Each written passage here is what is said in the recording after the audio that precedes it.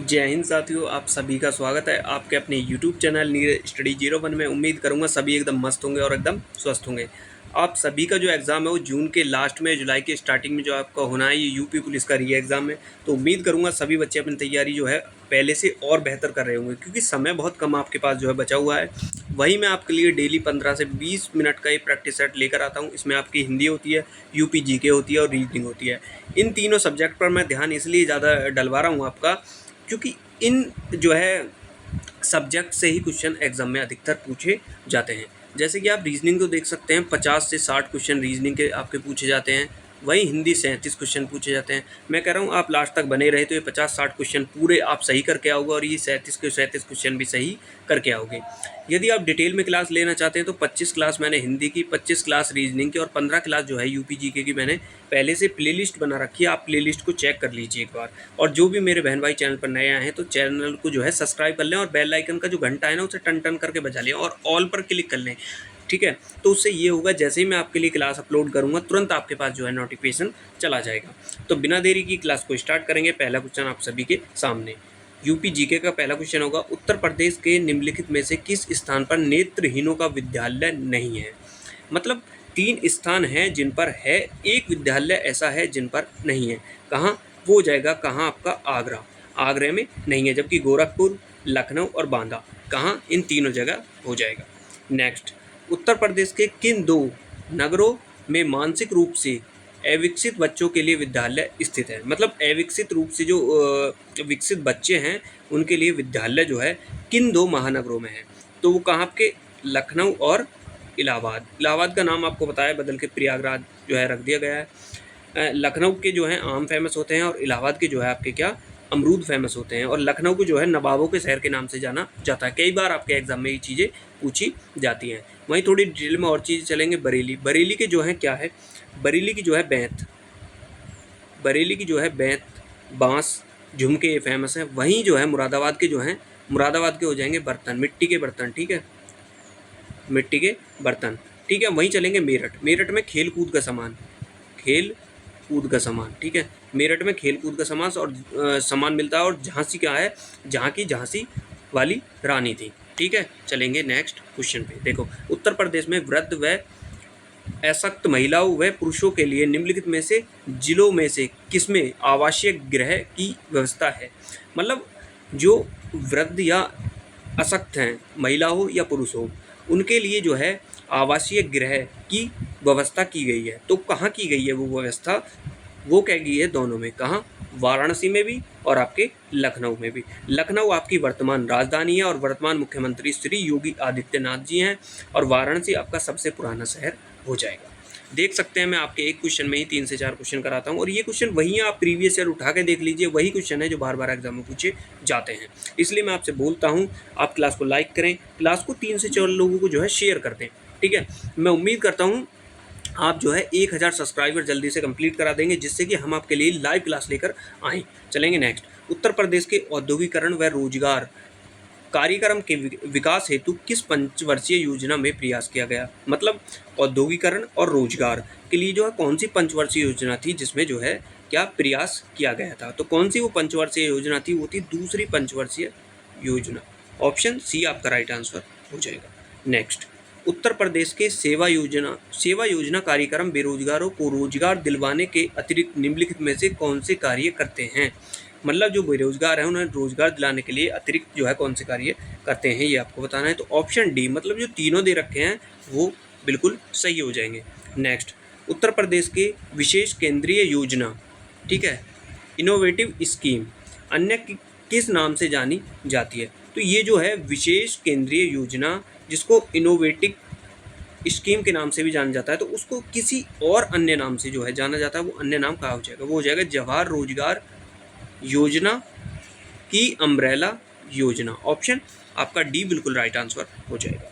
तो देखो, क्लास को लाइक करने में बिल्कुल भी कंजूसी ना करें। एक बार क्लास को लाइक करेंगे सभी बच्चे, क्लास को शेयर करेंगे फटाफट से, ठीक है। चलेंगे पहला क्वेश्चन हिंदी का आपके सामने। पाठशाला किस प्रकार का शब्द है? पाठशाला, देखो मैंने आपको कराया पाठशाला, पिछली क्लास में भी क्वेश्चन मैंने कराए हैं।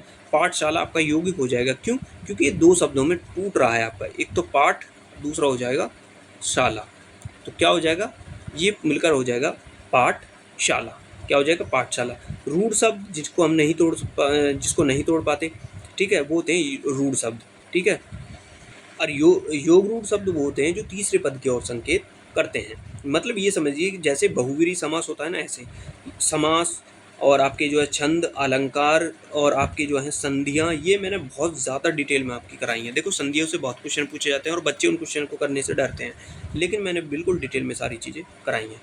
कै वर्ण किसके योग से बना है? देखो कै वर्ण जो है ये किसके योग से बना है? कै जो बना है, बहुत बार एग्जाम में पूछा था, कै जो बना है वो कै और ए के योग से बना है। कै के नीचे आप हलन जरूर लगाएं, तभी ये क्वेश्चन आपका सही होगा। नेक्स्ट, उष्मय उष्मय और संयुक्त किसके प्रकार हैं? देखो उष्मय व्यंजन और संयुक्त व्यंजन ये किसके प्रकार हो जाएंगे? उष्मय व्यंजन छ श श है हो जाएंगे, और संयुक्त व्यंजन छ त्र ग ये हो जाएंगे, 4 होते हैं, ठीक है, ये हो जाएंगे। तो किसके प्रकार हैं? ये जो प्रकार हो जाएंगे किसके हैं? वो किसके हैं? वो हैं व्यंजन के, ठीक है। बहुत बच्चे स्वर का लगा रहे होंगे, लेकिन ये व्यंजन के प्रकार हैं, ये चीज़ें आप याद रखेंगे। चलेंगे नेक्स्ट, स्पर्श व्यंजन कितने प्रकार के होते हैं? स्पर्श व्यंजनों की जो संख्या है वो कितनी होती है? तो कितनी होती है? वो होती है 25। सीधा सीधा आपको राइट आंसर लगा के आगे निकल जाना है। श कौन सा व्यंजन है? मैंने आपको अभी बताया था कि श कौन सा व्यंजन है, तो व्यंजन कौन सा हो जाएगा? श वह है उष्मय व्यंजन। श और कौन सा है, ये हो जाएंगे उष्मय व्यंजन। अंतस्थ व्यंजन आपके होते हैं य, ठीक है, और संयुक्त व्यंजन होते हैं आपके छ त्र ग, जो संयुक्त होते हैं, जो 4 होते हैं तो उनको संयुक्त व्यंजन बोलते हैं, जो 4 होते हैं वो छ त्र ग, ये इस तरीके के, ठीक है। अब चलेंगे नेक्स्ट क्वेश्चन, इनमें से किस शब्द में वर्ण संबंधी अशुद्धि है? मतलब वर्ण संबंधी जो है अशुद्धि है वो आपको बतानी, मतलब गलत लिखा गया है। अनाधिकार बिल्कुल सही है, अमरूद बिल्कुल सही है, स्थान बिल्कुल सही है, लेकिन अनुकूल जो है वो आपका गलत लिखा गया है, इसी में जो है आपकी अशुद्धि है। चलेंगे नेक्स्ट पर। देखो आपकी फेवरेट रीजनिंग के क्वेश्चन आ चुके हैं, फटाफट से नहीं करेंगे। देखो, अपने से आगे बैठी एक महिला की ओर देखते हुए अमित ने कहा, वह मेरी पत्नी की बहन है। उस महिला का अमित से क्या संबंध है? ऐसे क्वेश्चन में आपको उलझना नहीं है। क्वेश्चन आया, आपको अपने ऊपर सारी चीज़ें लेके चलनी है, ठीक है। तो आप खुद ये चीज़ें समझें, अपने ऊपर लेके चलें, तब वो रिलेशन बनाएं। तो आप जो है डिक्टो क्वेश्चन जो है फटाफट से बिना पेंसिल उठाए आंसर कर देंगे, जैसे कि अभी यहाँ करेंगे। देखो, अपने से आगे बैठी हुई महिला की ओर देखते हुए अमित ने कहा, मतलब मैं अमित हूँ, ठीक है, मैंने खुद को सपोज कर लिया, जैसे आप खुद को सपोज करो कि तुम अमित हो। अमित ने कहा, वह मेरी पत्नी की बहन है, मतलब मेरी जो बीबी है उसकी बहन है। तो क्या लगी आपकी? साली लगी। क्या लगी आपकी? साली लगी। ऑप्शन डी आपका राइट आंसर हो जाएगा।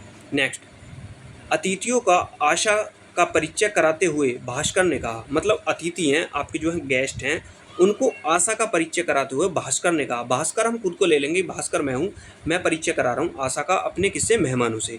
उसके पिता किसके? आशा के जो पिता हैं मेरे पिता के इकलौते पुत्र हैं।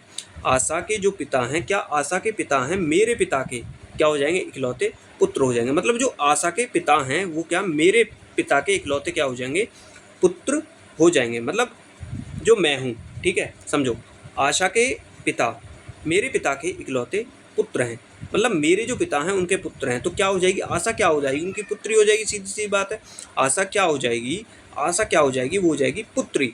देखो, आपका कोई भी डाउट है तो इंस्टाग्राम फेसबुक का लिंक मैंने नीचे डिस्क्रिप्शन में डाल रखा है, वहाँ जाकर आप मेरे को मैसेज कर सकते हैं, मुझे फॉलो कर सकते हैं। और एक बार मेरे कहने से आपसे फिर बोल रहा हूँ मैं, आप एक बार जो है प्लेलिस्ट को जरूर चेक कर लें। देखो प्लेलिस्ट बना रखी है मैंने पूरी डिटेल में, सारी प्लेलिस्ट बना रखी है। आप जिस भी सब्जेक्ट पढ़ना चाहते हैं, जो भी क्वेश्चन आपका कोई भी चैप्टर वाइज भी मैंने जो है प्लेलिस्ट बनाकर क्लास डाल रखी है पूरी की।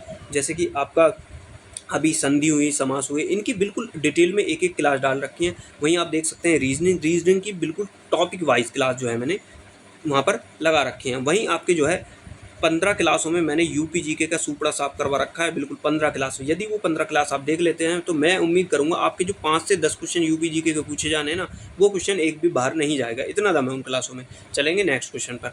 यदि परसों मंगलवार था तो अगले कल के बाद का दिन क्या होगा? देखो, परसों यदि क्या था? मंगलवार था, तो अगले कल के बाद का दिन क्या होगा? तो ये दिन क्या होगा? देखो, यदि परसों मंगलवार था, मतलब पहले चलेंगे आज, ये हो गया आज, ठीक है, ये हो गया आज, परसों, कल, और ये क्या होगा? परसों। तो परसों क्या था? वो था मंगलवार, ठीक है। तो अगले कल के बाद, आज ये हो गया, ये हो गया कल, तो ये दिन आपको बताना है कि ये दिन कौन सा है। देखो, मंगल, बुध, बृहस्पति, शुक्र, शनिवार। शनिवार कौन से, ऑप्शन नंबर बी में दे रखा है। देखो शनिवार ऑप्शन नंबर बी में दे रखा है।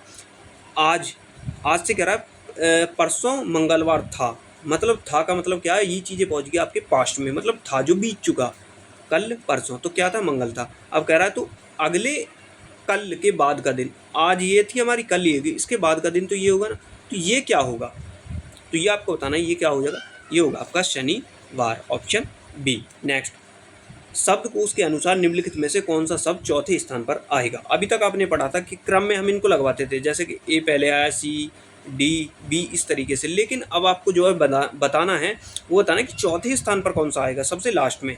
ठीक है, SAN सब में है, SAN, ये हो गया क्या, सब में है। ठीक है, ये क्या है, सब में है। वहीं ए है, ए कौन से पहले स्थान पर हो जाएगा, ए कौन से पहले स्थान पर हो जाएगा, यहाँ क्या है, CT, ये क्या हो जाएगा, ये हो जाएगा आपका दूसरे स्थान पर, ये तीसरे स्थान पर, ये आपका चौथे स्थान पर। ये चौथे पर कैसे पहुंचा, देखो यहाँ SAN सब में है, यहाँ C है, यहाँ C है, यहाँ A है, लेकिन यहाँ S से S क्या होता है आपका, जो शब्द रखते हैं हम उनमें S बाद में आता है, क्योंकि A पहले आएगा, C पहले आएगा, उसके बाद क्या आएगा, S ही तो आएगा, तो S आपका चौथे स्थान पर इस तरीके से चला जाएगा। ऑप्शन नंबर A आपका राइट आंसर हो जाएगा।